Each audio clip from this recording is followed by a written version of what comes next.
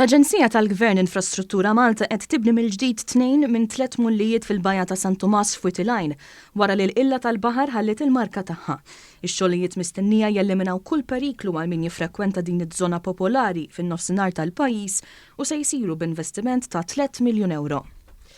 Il-kap tat-taqsima tal-infrastruttura marittima tal-Aġenzija, il-perit Janice Borch, spjegat ma' One News li dawn il-mollijiet ilhom aktar minn 50 sena ma jsir xogħol fuqhom. Fil-bidu tas-sajf bdejna proġett fejn kienaw żewġ mollijiet ġetis ħirġin il-barra madwar 50 metru mill-kosta kienu fi stat ħażin ħafna. Pratikament qed nagħmlu rikostruzzjoni tagħhom fejn dawn tkissru kompletament u qed jerġgħu jibnew mill-ġdid.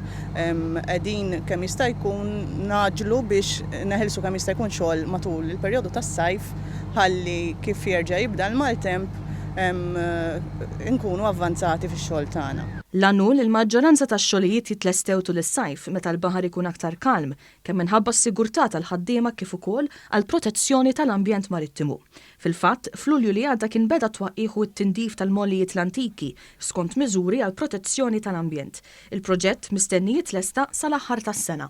Issa saret prassi pratikament f'kull biċċa xogħol li nagħmlu li jkun hawn is-silk curtains biex jekk ikun hemm xi materjal li jkun qiegħed jinqala mill-qiegħ u hekk ma jaffettwax iż-żona tal-madwar, jiġifieri kif tista' tara hawnhekk m'hawn l-ebda inkonvenjent assolut u n-nies għadhom jgħumu mingħajr problemi ta' xejn.